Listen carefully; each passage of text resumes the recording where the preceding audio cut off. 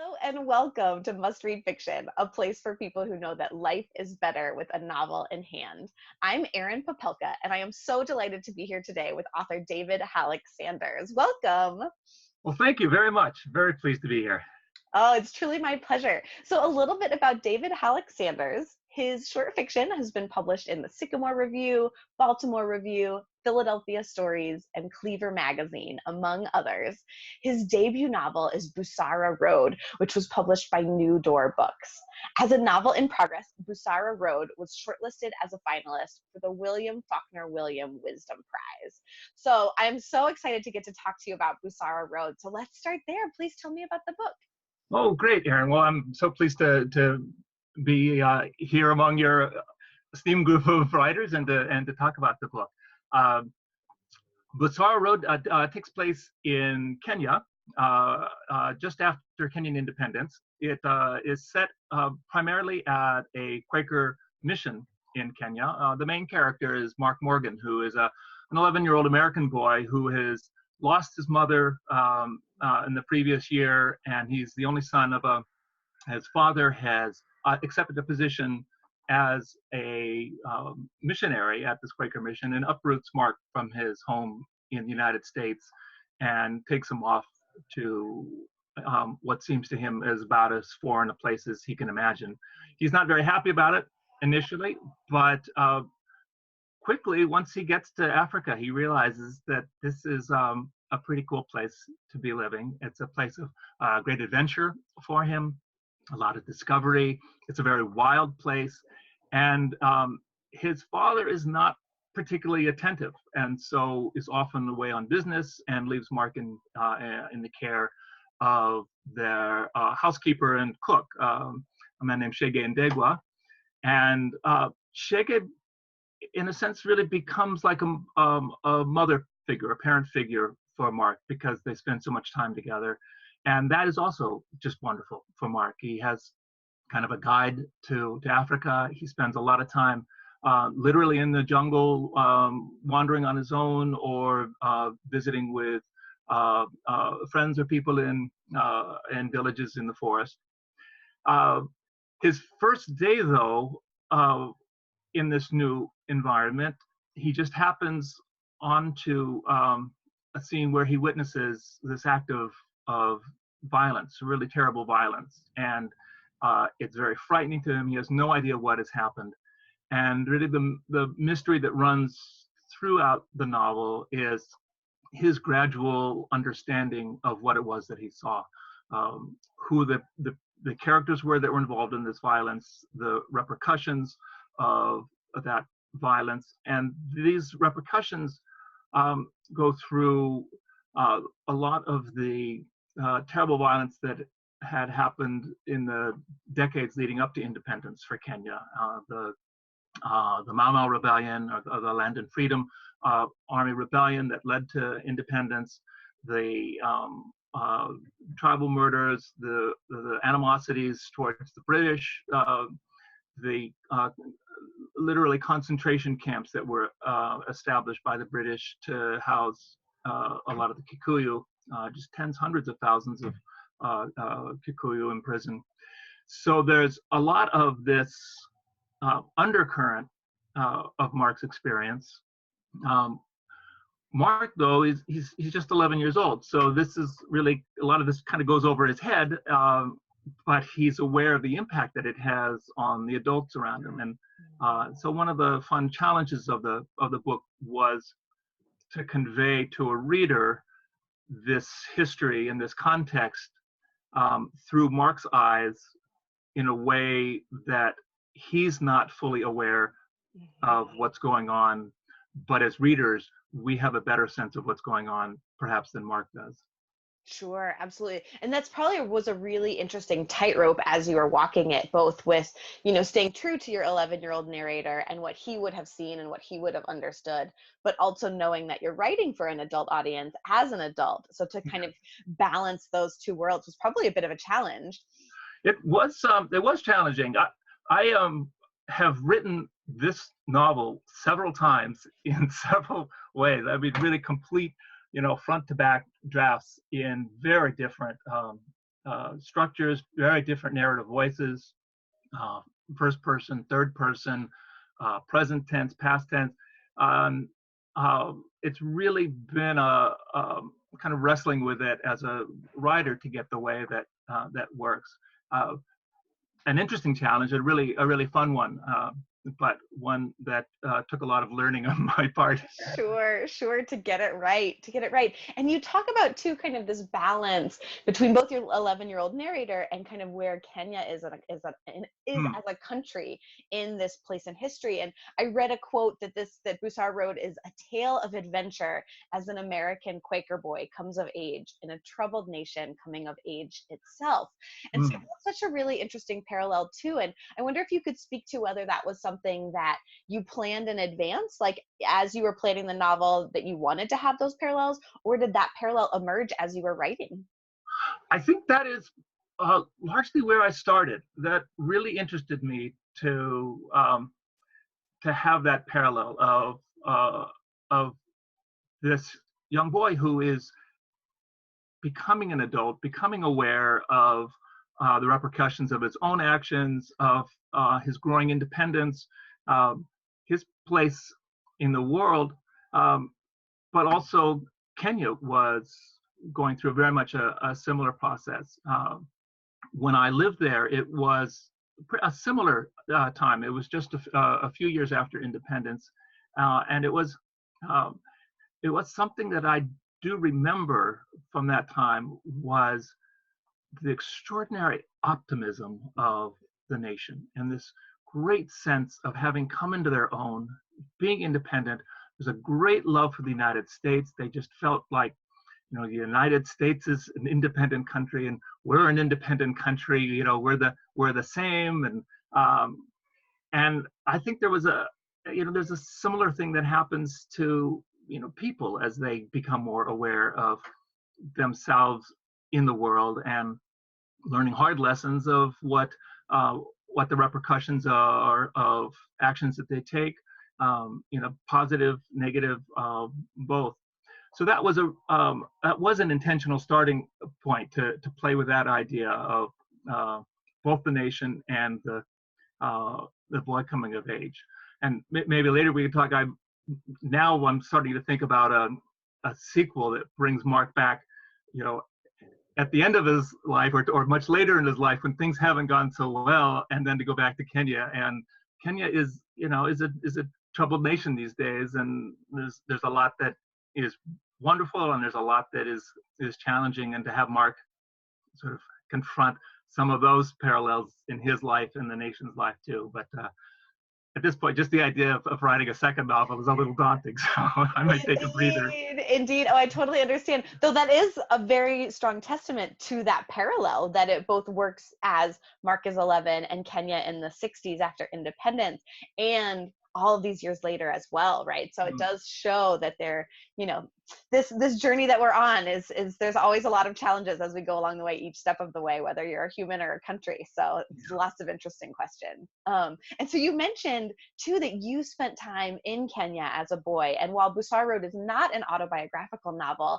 I was wondering if you could tell me a few stories or memories about your time as a child in Kenya and how that informed the writing of the novel. Okay.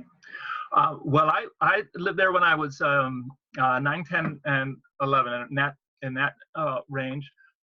My parents were Quaker missionaries at the time, though they were teachers. So they were teaching in a teacher training school. So they were helping to train teachers for the new independent education system. So the Quakers had established a lot of schools in Kenya, and with independence, they turned them over to the Kenyans and then helped train the teachers to continue those schools. Uh, I was, you know, as I said earlier, just I think a perfect age for being there. Uh, I was young enough that people responded to me as just a kid, and so I got to kind of be in places that I think maybe adults wouldn't be as welcome. Uh, but I was also old enough to have a lot, to be aware of what was going on and to have a lot of memories. And And I still have just really tremendous, wonderful memories of that time, and those influenced the book. Um, I used that experience, mostly the um, sort of the the sense experience of Kenya to influence the book, the smells and the sounds. I still hear the Kenyan English voices in my head. The sights, the smells. I can smell something even today that will just trigger something and take me right back, to that time. Uh, the story is quite different. It's not my family. My mother didn't die when I was a kid. I'm not an only child. I'm one of 7 kids. I have a very big Quaker family, so all that is quite different. But the inspiration, though, certainly is based in that profound experience as a child. Sure, absolutely. And how powerful to be able to draw on, like you said, some of those really sensory memories. And there is just something magical about scent where I really do think it just triggers some pretty fantastic Yeah, memory yeah. synapses in the brain. It just takes you right back. So, yeah, that's great. What were some of those smells? Can you share any of the smells that really take you right back every time? Well, wet dirt after a rain is one. Mm. um, uh, Maize or corn being roasted on open fires. That was just the staple food. So when I said that I would just wander into huts in the forest, there was always a fire going, and I would just be brought in, and they would stick an ear of corn into the coals to roast it for me. Um, um, Grass, tall grass.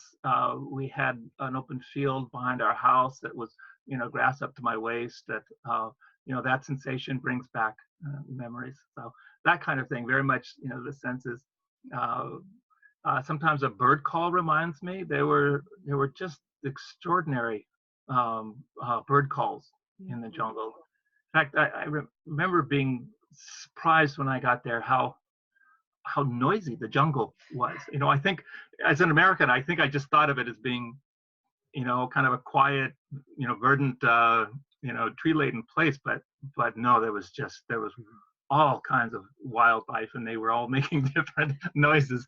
So, I may go to the zoo and hear a lion roar, and there were lions in the forest nearby. There were bush pigs. It was it was very active.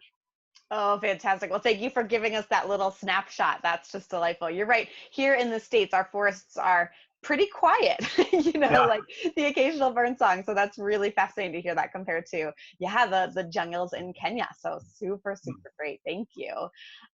So I'd love to just take a quick minute to just talk about your writing process. So I'd love to hear if there have been any moments, either in the writing of Busara Road or in any of your other writing, where it surprised you, or just telling the story of how, like, you take an idea from the idea all the way to completion, or if you have like a regular schedule for your writing. Uh, Yeah, tell me a little bit more about your writing process. well, I think, like, for most of it, the process is, we're constantly struggling to perfect a process that might work. And mine is all over the place. I work full time, and so I have to fit the writing in where I can.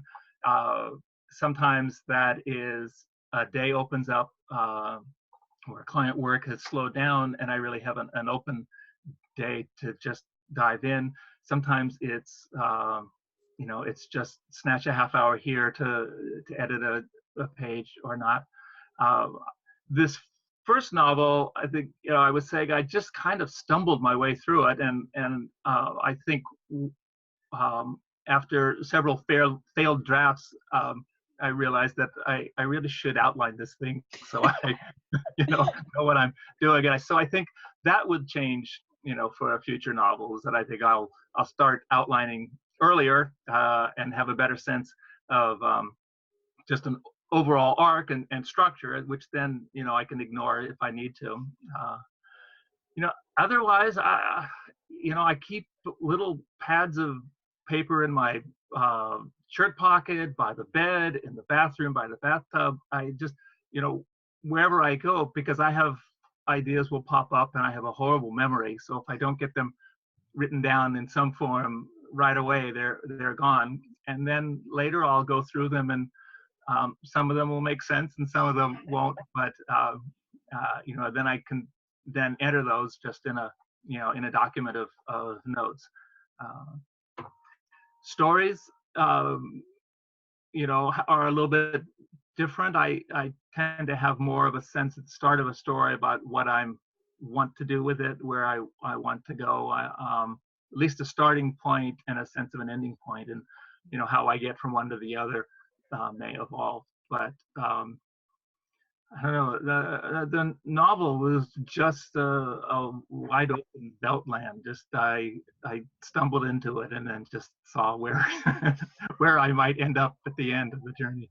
Oh, well, thank you. Thank you for taking that journey. And so now that we get the joy of getting to experience that work through Busara Road. So thank you. Thank you for your diligence and for taking all of those notes. I feel like I remember reading the author Anne Lamott talking about how she always just keeps index cards just everywhere. And whenever something comes, she'll just write it down on an index card. And, you know, at the end of the month or the year, she'll just have this huge pile of index cards. And you know, it's just great. You got to Yeah, snatch it wherever you can find it. So that's fantastic. Well, exactly.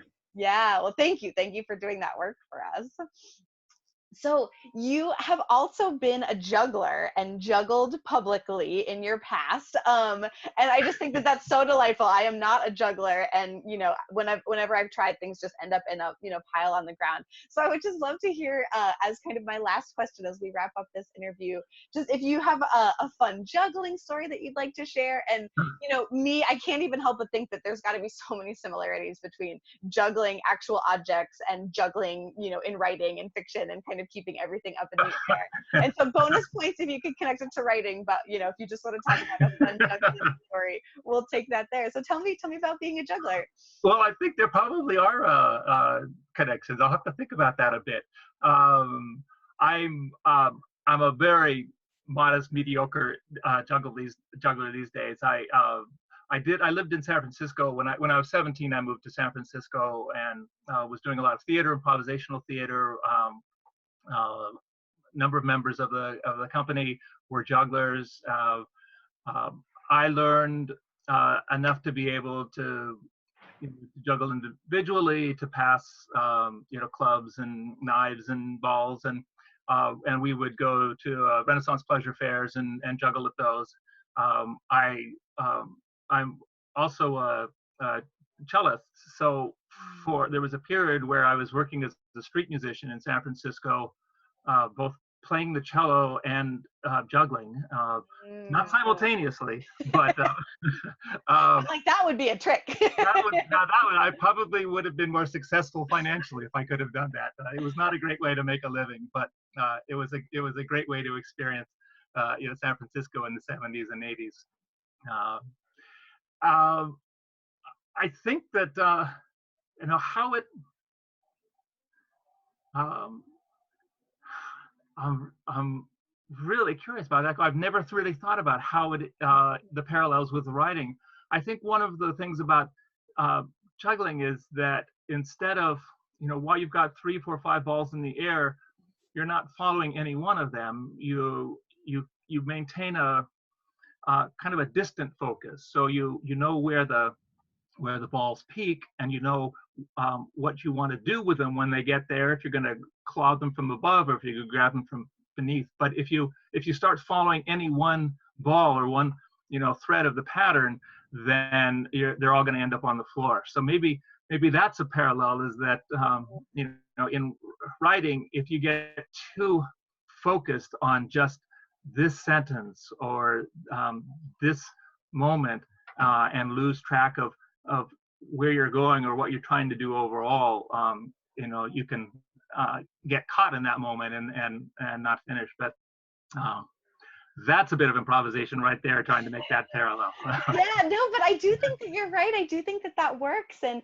especially too, like, I think we've all probably read books that feel too moralistic or too heavy handed, that the author Ah, really wanted to like pound something across. And the result is you're like, wow, I got that with a 2x4, you know? And so yeah, I yeah. think, and that you're right, feels like too much focus maybe on one ball. And so instead, you know, we do this work and we have to do the nitty gritty and make the outlines and follow each character all the way through. But at the end, you're creating an experience, which you're right, you can't focus too much on any one thing, which does sound like it's got some really lovely parallels to that Well, juggling. that's right too. And uh, important in juggling is to relax as well. If you get tight, then you lose the flow, you lose the pattern, and I think that probably is something of a parallel too. Is that if you're too worried about the prose or the particular structure of one particular sentence or one particular description, and lose the sense that this is just part of an overall pattern and performance, then uh, it can all come tumbling down at your feet as well. Sure, sure, absolutely. Well, thank you. Thank you for engaging them in the flow, both as a juggler and as a writer. And yeah, and thank you so very much for writing Busara Road and potentially dreaming up the sequel. Like, please keep up the great work. And thank you so very much for taking the time to speak with me today. Erin, thank you so much. It's been really a pleasure, and I appreciate all that you do for writers, and I really appreciate having a chance to talk with you. Thank you. Oh, it's my pleasure. Thank you.